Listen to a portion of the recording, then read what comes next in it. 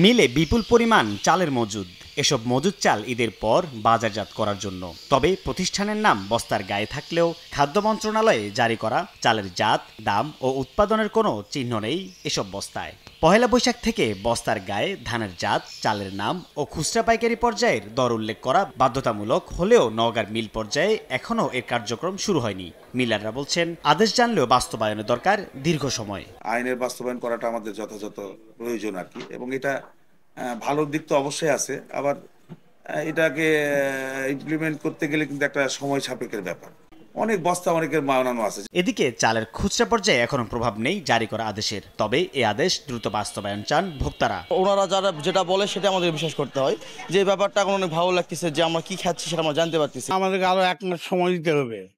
এটা সময় দিলে তারপরে যখন মিলাররা দিবে তখন আমরা 51 কিনবো, 52 বেচবো। গত 21শে ফেব্রুয়ারি খাদ্য মন্ত্রণালয় থেকে পরিপত্র জারি করে বলা হয়, চালের বস্তায় জাত ও মূল্য লেখা বাধ্যতামূলক। প্রতিদিন রাজধানী সহ দেশের বিভিন্ন জায়গায় নওগাঁ থেকে চাল সরবরাহ হয় 180 থেকে 200 ট্রাক।